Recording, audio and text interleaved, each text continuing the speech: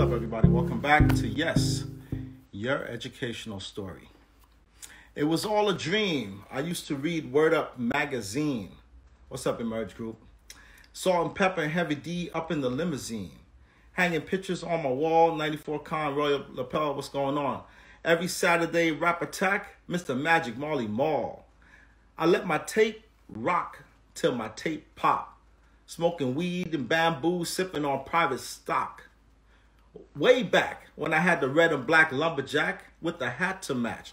What's up, Alita? What's up, Curly Head Chris? Cuz, what's up, nephew? What's going on? Truth World is in the house with the hat to match. Remember rapping Duke, Daha, Daha?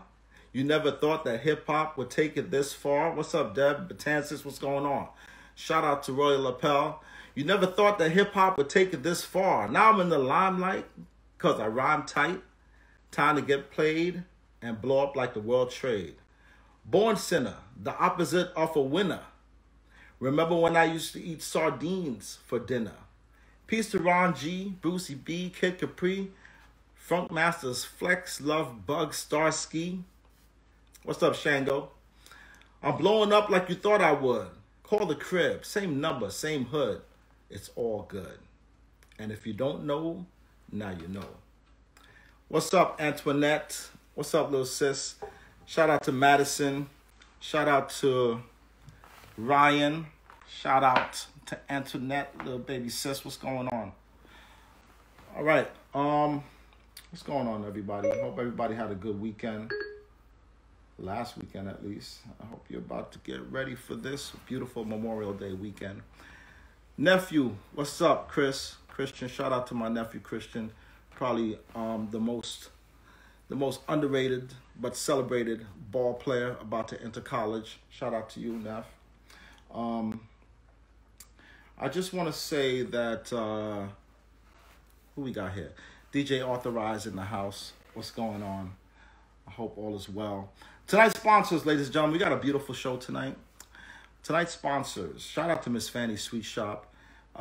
Again, Miss Fanny's Sweet Shop. If you're interested in some really good cake, some really excellent cake that tastes amazing, you know, I testify on that. DJ Authorized, thank you. Thank you for shouting out your condolences to my brother Carcel, who passed away.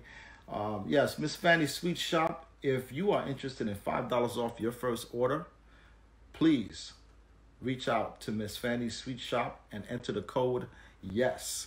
Enter the code YES and you will get $5 off your first order. And of course, if you have not already done so, if you have not rushed out and gotten this book, The Art of Human Care by Dr. Tedder. Dr. Tedder presents The Art of Human Care, COVID-19. If you have not already picked this up, please make sure you go out and pick it up. Amazon, Art of Human Care. And that's tonight's sponsors, ladies and gentlemen. And I'm Martin Smallhorne. And one of the reasons why I decided to do this show is because, you know, your zip code, first of all, should not determine your destiny.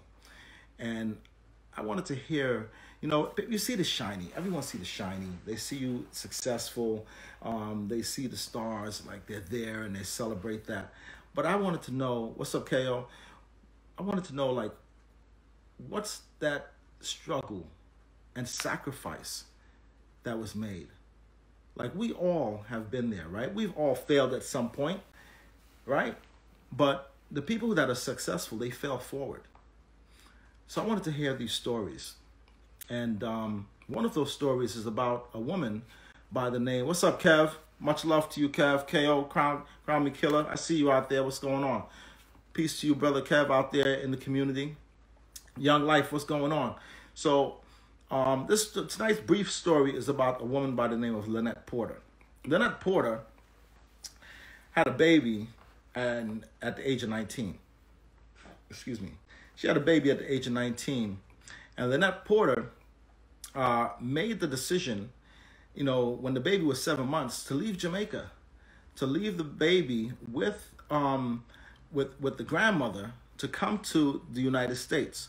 Now, for most mothers, if you leave your child down the block, that's a big problem. And that's, that's tremendous. But imagine leaving your child in a whole nother country to come to the United States, right? to sacrifice, to establish, right? To establish a better life, for the family. Those kind of sacrifices, people don't really, you don't hear about it, but they should be respected. And that's about trusting your journey. When you are 19 years old and you have a baby and you're like, you know what, I love you so much that I'm going to go over here because I know I'm going to trust this journey to go over there to the States to establish a foundation so that way you can have a better life.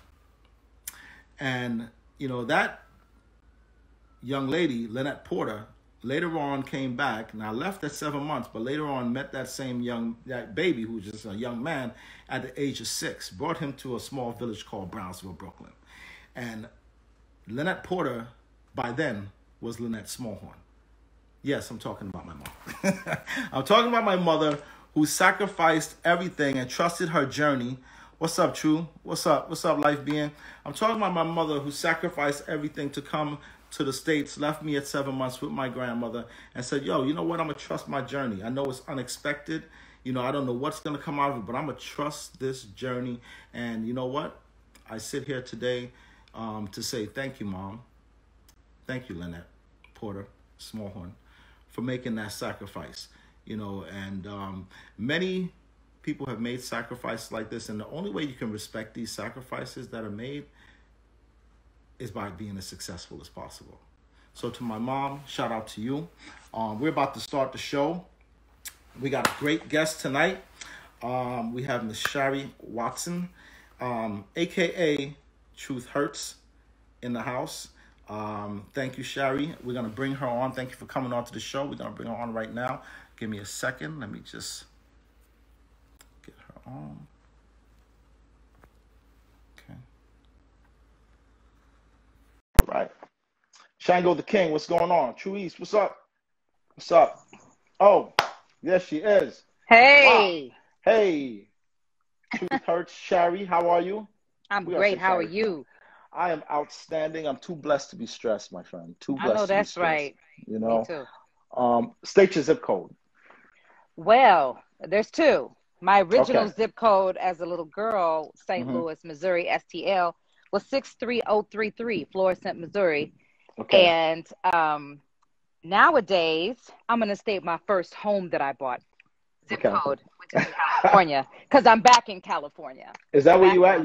You going back to Cali? Going back to Cali? Is that where you are right now? Yes, and that's 91356. My first house was in Tarzana that I bought, and my second house will be in California as well. All right, well, shout out to Tarzana. Cali looks so beautiful. I'm so jealous right now. It's pouring rain on the East Coast right now. Is it? Oh, yes, no. Yeah, as I look out my sky view or whatever they call this thing, it's pouring. But but listen, let's start at the beginning. Let's hear your wonderful story. Where would you like to begin? Wherever you'd like me to begin. This is your show. I would like to begin at the beginning, where you were born, where baby Shari came into the world, what hospital, what city. It's funny. It's funny you said baby Shari. My aunts still call me baby Shari. Yeah. They will always, forever, eternally call me baby Shari because my mother's sister's name is Shari as well. So they call me baby Shari to identify the difference between the two. But I was born in St. Louis, Missouri, at St. Luke's Hospital. And wow, yes, St. Louis, Missouri began my journey in all of this and who I am today. All right, and what? So let's jump a little bit to like elementary school. What was your time like in elementary school? Ooh. And what was the name of your elementary school? Wedgwood Elementary School. Yes. And wow, and you remember that? Most people don't really remember their elementary school, but for a second there, I didn't know if I did. But it must have been impactful in some way, right? Yeah. I mean, it was. I remember little things there. It wasn't as impactful as high school, but it was the beginning. So you gotta say kudos to elementary school. Yeah, I mean, every elementary school is where you're like, huh, what's going on?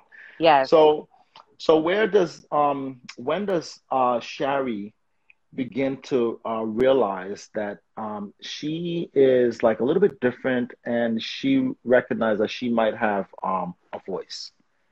When is that? At a very, very young age, singing Okay. in the back seat of the car with my Hmm. parents in the front seat driving. I'm just blowing away at a song on the radio, and they turning around and look like, what? Like, really? And I had to be like maybe 8 or 9 years old. Okay, so I mean, I always, wonder, like, at what point do parents realize, oh, I think she could sing, Right. So was it then, like 8 or 9? Well, I don't think they took it seriously, but they realized, but they realized that I was into it. Like I, Okay, I thought I was a superstar then. I was entertaining okay, back then. Yeah. yeah. So when you have family events where you're like, Shari, come and sing. Yes, absolutely. I was gonna say that next at the family events.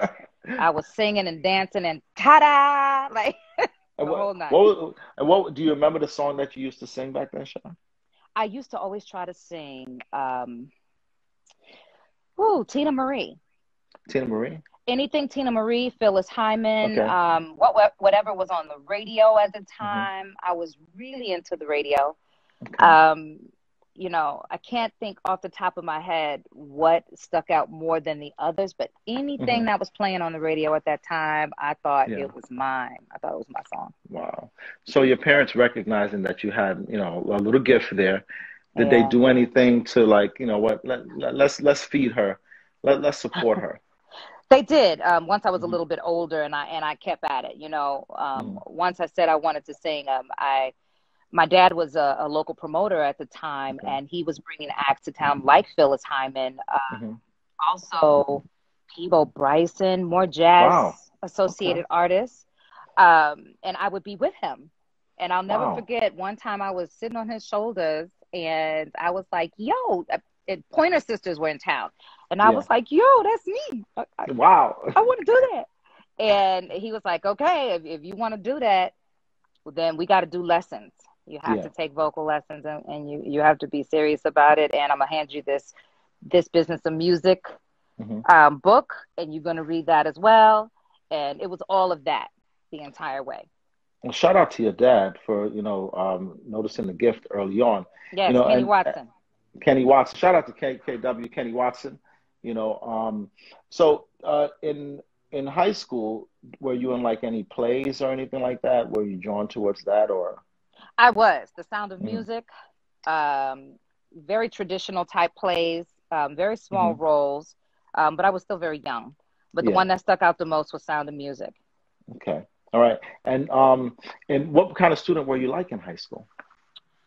I Was was a Shari a okay. straight A student? No, Were you I busting wasn't. busting down those grades? No, Like, I wasn't. I got by though.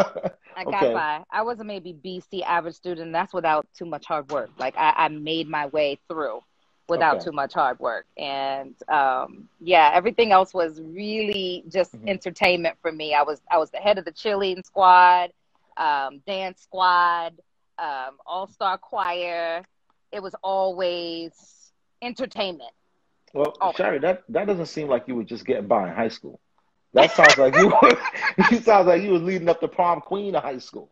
I was prom queen as well. Oh But my God. but listen, when I say that, Yeah. I mean the grades. Yeah. The Okay. grades, I did Uh-huh. what I had to do, but I really That's right. wasn't into, language arts and math, and I wasn't into it like that.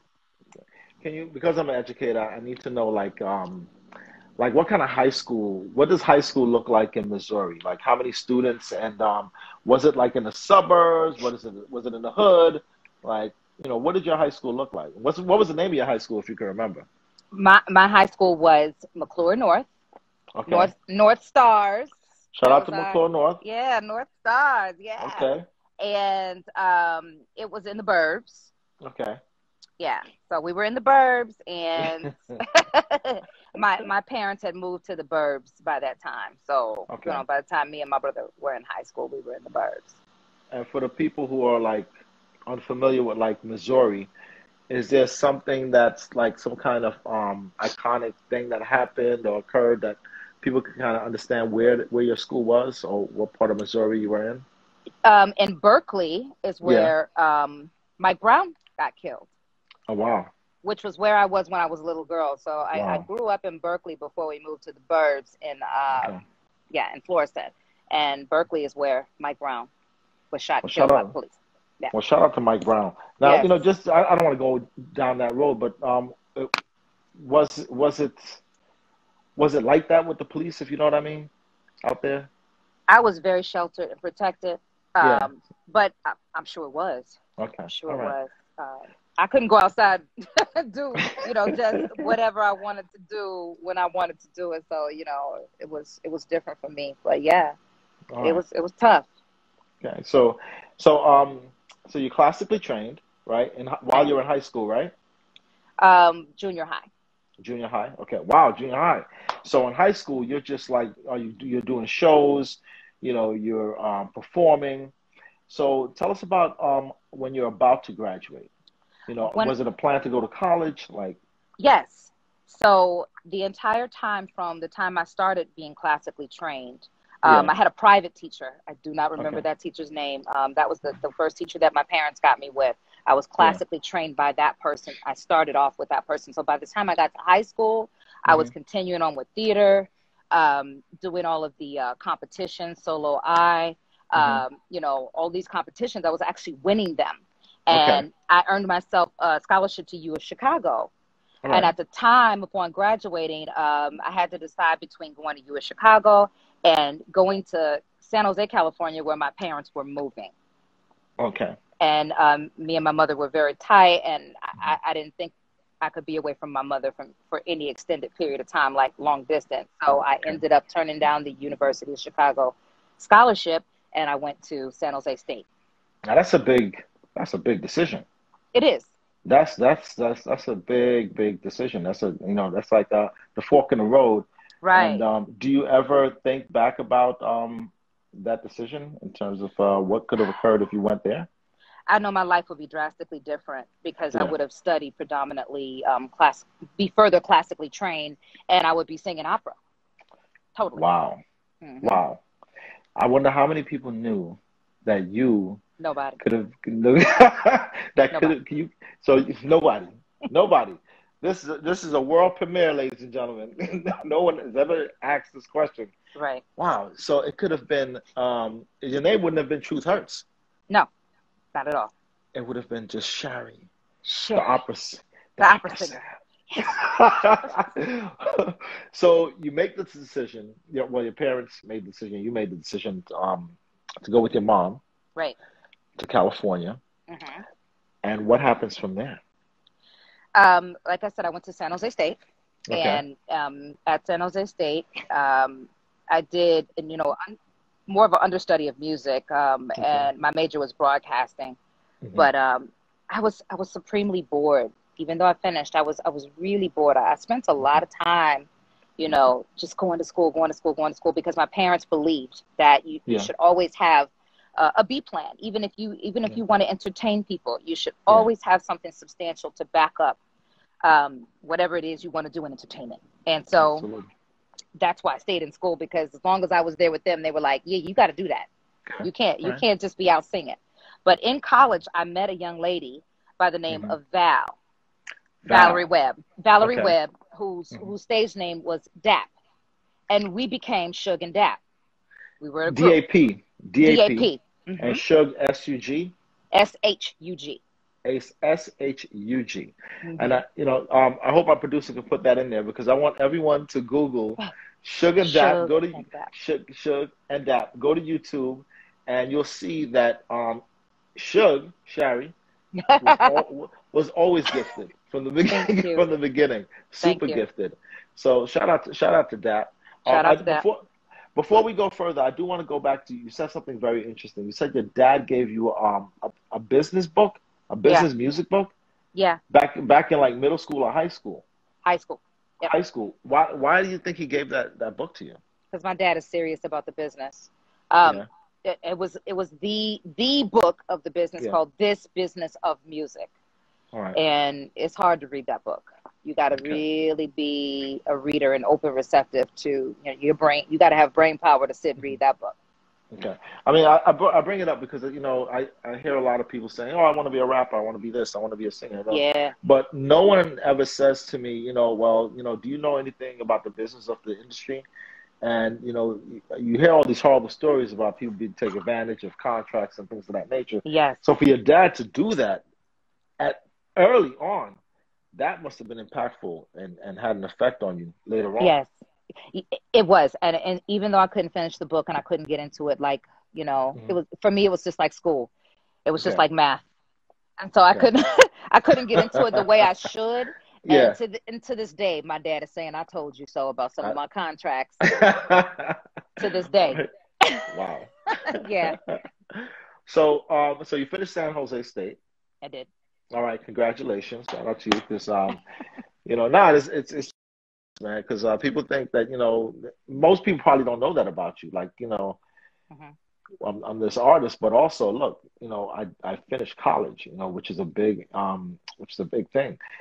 So you meet Dap, and what happens with Suge and Dap? So Suge and Dap became a group, and we started doing a lot of performances. We were young, so we were just everywhere we could be, trying to get people to recognize us. We go perform at the mall. We would go and try to solicit music from producers in the Bay, and we would do whatever we could to just get recognized. And until we decided that we needed to move down to LA together, and pursue an actual record deal. So that journey, that part of the journey, was really long and tedious. Trying to figure out, who we were as a group, who we were as an entity that could possibly land a record deal. And at the time, it was all about the record deal. So that was what we were. How long did it take for you guys before you guys got a record deal? Oh, I would say like 4 or 5 years. 4 or 5 years. So you're grinding. We were grinding, yeah. Trusting your journey. Trusting the journey. All right. And you guys never stopped. We never stopped. Never stopped, performed everywhere, took gigs, and just grinded it out. So when did the magic? When did the magic happen for you guys, so to speak? When we finally, through going through various clubs and meeting various people, someone knew Cassandra Mills at Giant Records, and they were like, we can get you an appointment, and that kept failing as well until it finally worked, where they got us an appointment in her office to perform for her, right? And when we did, when I tell you, we jumped on top of her desk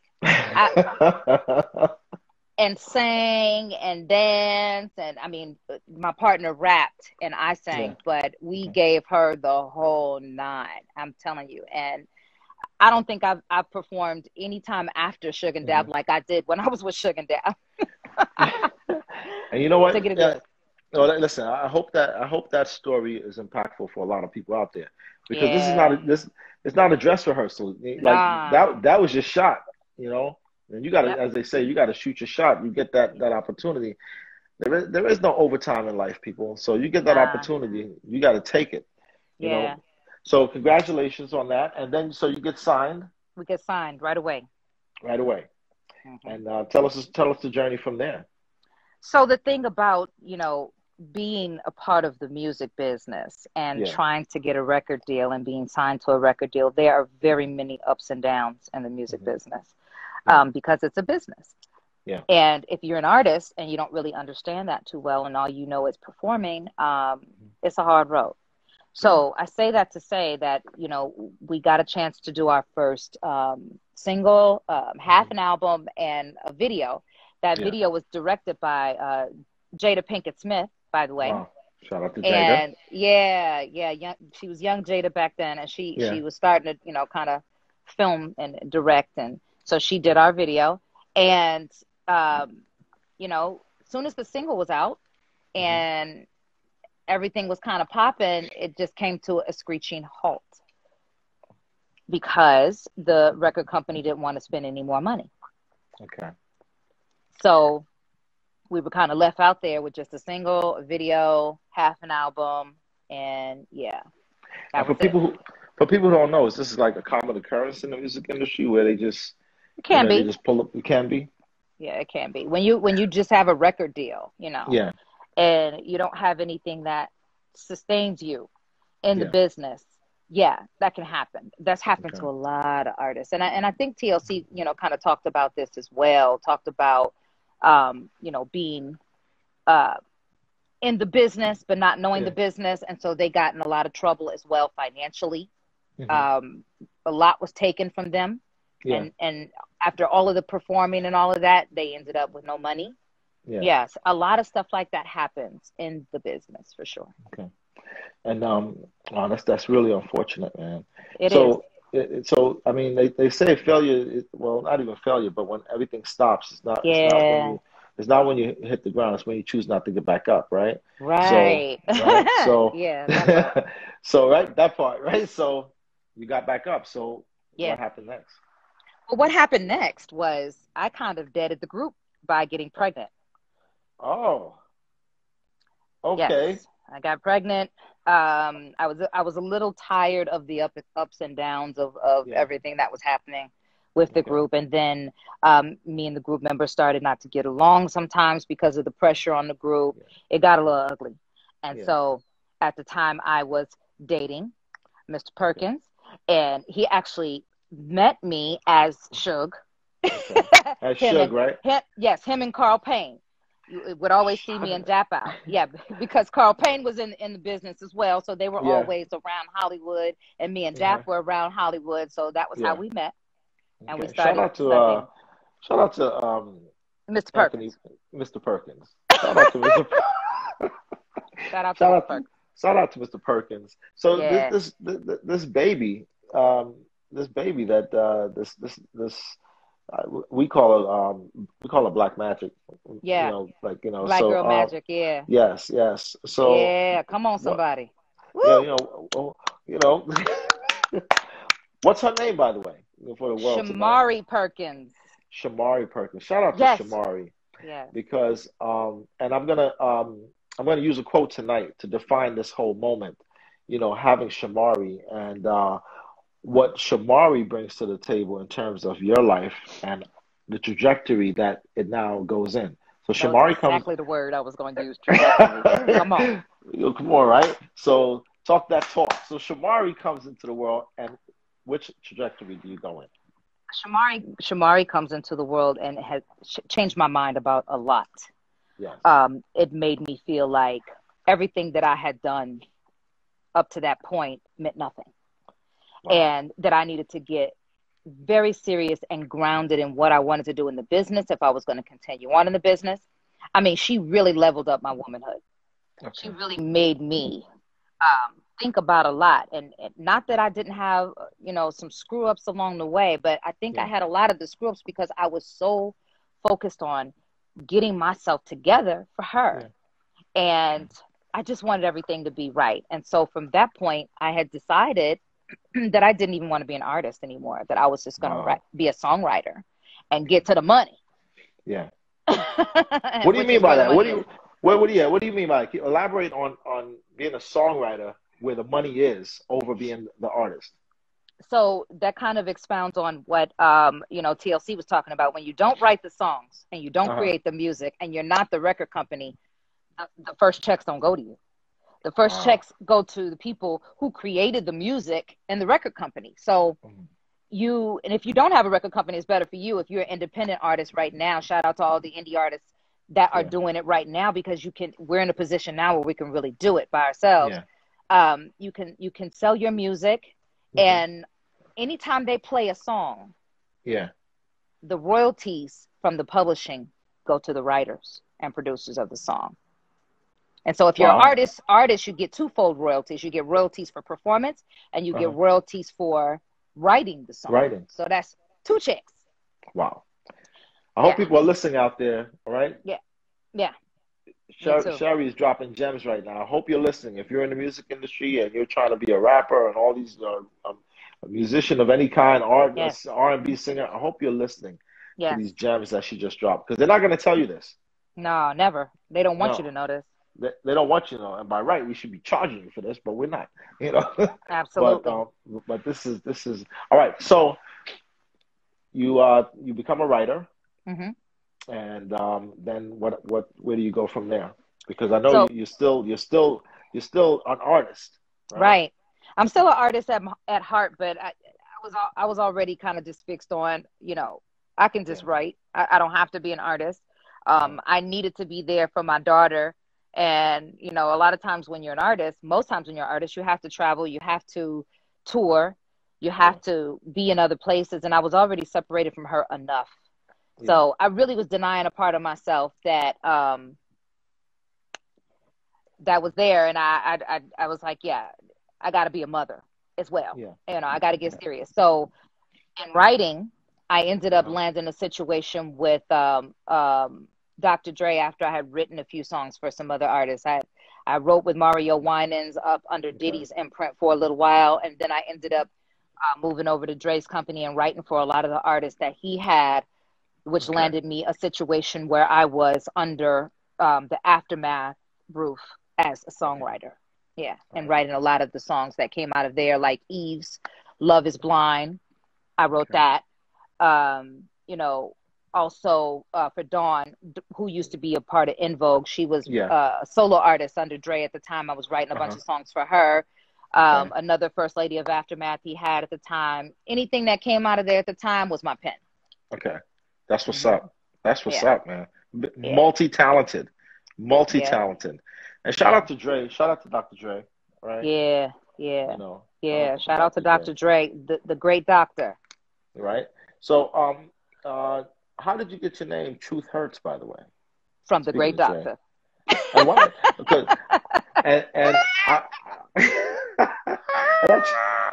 Because the truth hurts, but it does hurt. But why did he name you Truth Hurts?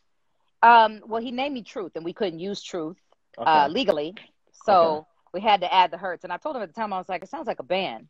But he was all infatuated with the whole idea of it because at the time.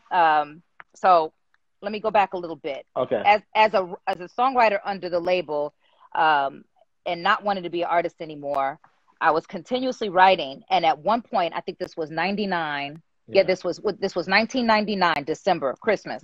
Dre called me and said, everything you write for these other artists, it sounds better when you demo it. And why don't we try to do an album on you? And I was like, oh no, I kind of put that stuff down. I don't want to do that anymore. And he was like, nah, for real. He was like, we should try it. And if we don't like it, then nobody has to hear it or whatever. And I was like, okay, how can I tell Dr. Dre now? I can't.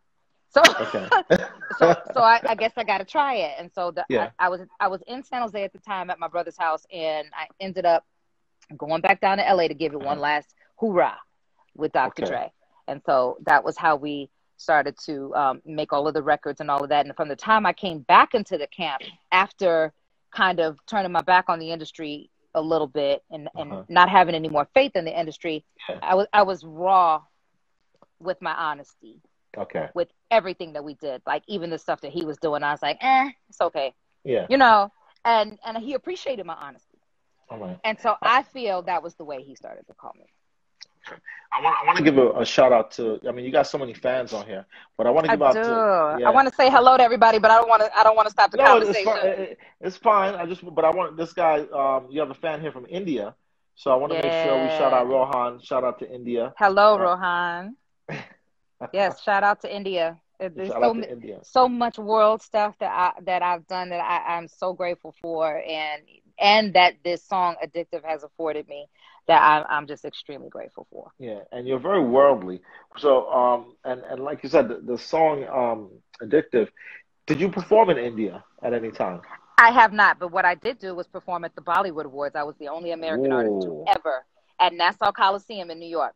Wow. The only American artist to ever perform at the Bollywood Awards. That's crazy that they had the Bollywood Awards in Nassau Coliseum. They did. They did. I was scared to death, but I did that. Well, shout out to Bollywood, man. They, beautiful, beautiful movies. A lot of people might not know, but if you haven't checked out a Bollywood film, make sure you check one out.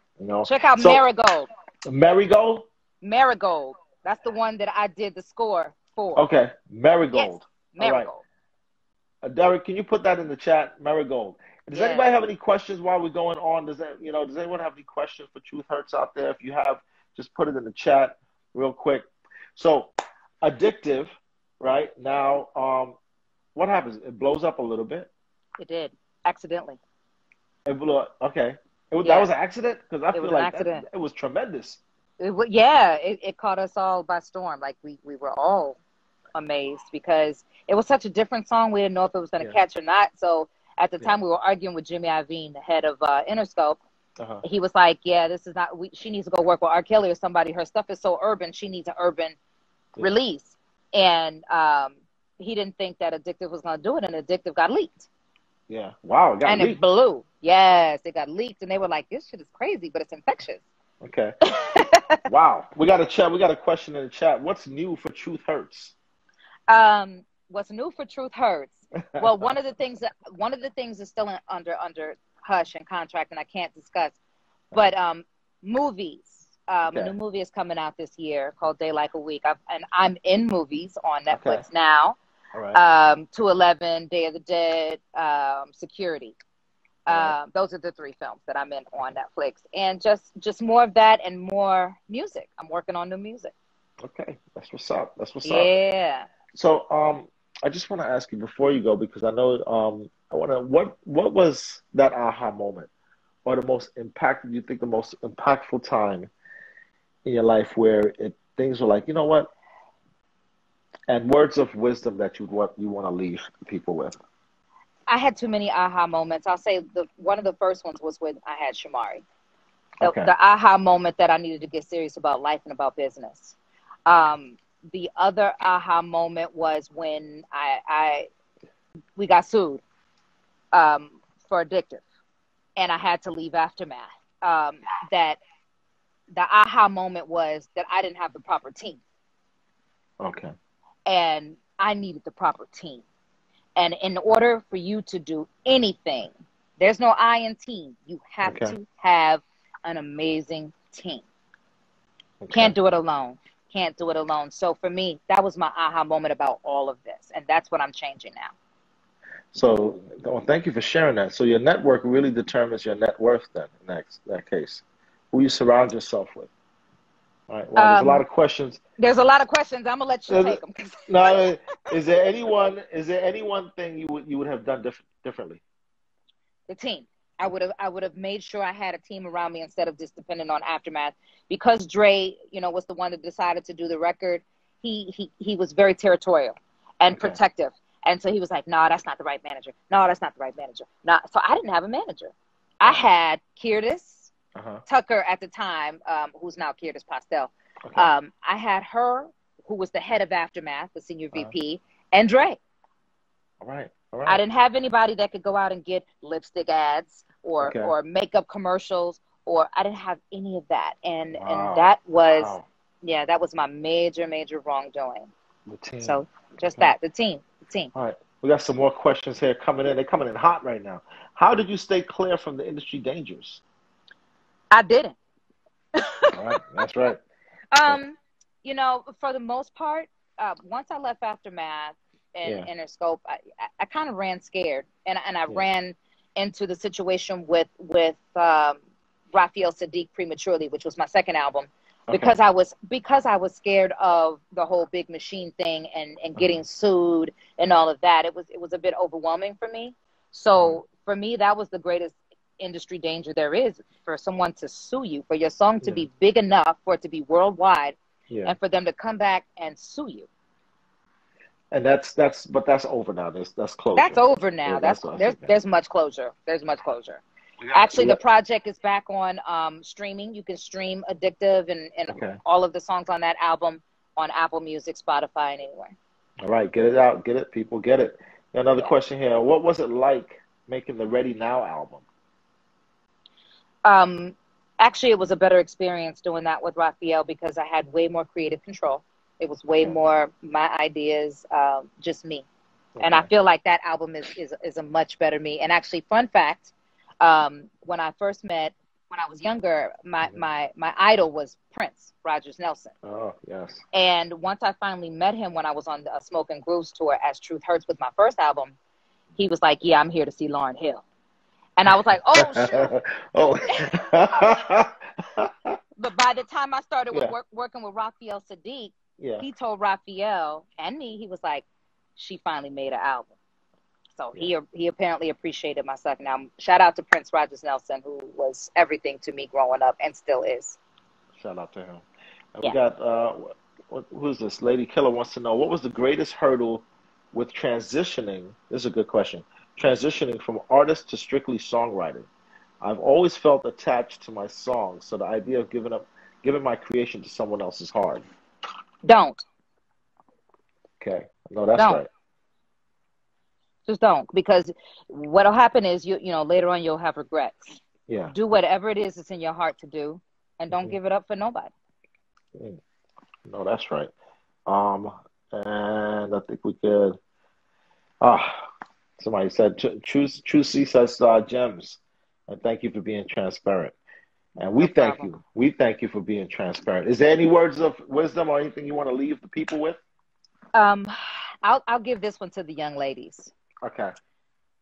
You know, no matter what you do in your life, stay connected to you. If you get married, you have babies, you know, have a boyfriend, never give up the piece of you that is you so strongly that it's your gift to the world. Never give that up for anyone or anything. That's what's up. That's what's up. Thank you so much. You're very welcome. Shari, thank you all the way from the West Coast for dropping gems and sharing your educational story with us. You know, because I know everyone wants to know about the glamour, but for you to share your foundation story with us, you know, thank you so much. No, thank you for doing this, because more people need to understand and know that it is about this. No matter what's your journey, there is some education, and then there's some education that you can give others because of your journey, and it's all education. Talk that talk. I see where the young Black Girl Magic gets her words of wisdom from. Oh man, she is Black Girl Magic. She keeps me going. She keeps me strong, and she keeps me wanting to be more and more amazing as a woman every single day. Awesome. Somebody's just asking, do you have kids? I do. I have not only Black Girl Magic Perkins, Dr. Perkins, aka Dr. Perkins. I also have 2 little boys. Okay. Yeah. What are their names? Prince and Justice. Oh wow, those are some amazing names. Very strong. Yes. That's right. That's right. Very strong journey I've had that have brought about the names of my children. Yo, that's right. And you know, they are our names, right? Because, you know, shout out to I don't want to disrespect anyone, you know, I won't even go into it. But those names, Shamari, Prince, and Justice, right? Mm-hmm. Amazing names, because they're not just like, you know, the old school names, right? Yes. Tonight's quote, ladies and gentlemen, and this goes out to you, Shari. Tonight's quote: learn to trust the journey, even if you do not understand it. Sometimes what you never wanted or expected turns out to be what you need. So food's a thought, right? Food for thought. And I just want to say, everyone has a story to tell, but what's your educational story? Shout out to our other sponsors, Florida Rum Cake. Shout out to Florida Rum Cake. Once again, all you have to do is log on to FloridaRumCake.com, and you will get $5 off your purchase if you enter YES. All right? Yes. And the rum cake, I got to tell you, I got to put you on to that. It's amazing. That sounds good. Nah, it's Send me one. Nah, I will. Put that in the chat, man. Put that in the chat. You know what? I am going to send you one. All right? And our fourth sponsor tonight is Nicolette Emerson Massage Therapy. And shout out to Nicolette, who will be joining us hopefully this Friday. If you put in the yes 20 in NicoletteEmerson.com, you'll get 10% off your first massage. Okay? And yeah, she's amazing. All right. So I do want to say rest in power to my brother, Corsell. Yes. Oh, man. Condolence to you. Thank you. Really? Thank you, Mama. Thank you. He passed away from COVID-19. I'm not going to preach about COVID or anything like that. All I'm going to say is that rest in power to my brother. Yes. And you know, always surround yourself with smart, dedicated people. To build something isn't a one-woman show. Okay? Or man. Right? Right. Talk that talk, right? So I almost don't want this interview to be over because I'm enjoying your weather. Me too. You look I'm so just sitting relaxed over there. outside. I am. I'm You very look relaxed. I had a long so, day, and I yeah. have wine next to me. You have no idea. Oh, I've just been being oh. respectful and not drinking it on the show. Well, listen, do you, man, do you? But and I know you're about to go do you. So listen, shout out to Anthony Perkins and the whole Perkins crew. Thank you, Shari. It is always an honor, to be in your Honor's mine. presence. Thank you. You too. All right, and Thank to everyone. you. And to everyone, if you're interested in joining us, please DM me, at m.smallhorn. And as always, have a blessed weekend, everyone. Have a great time. And everyone has a story to tell. But what's your educational story? We'll see you next week. Okay? Peace, Shari. Thank you. Bye. Thank you. Bye, y'all.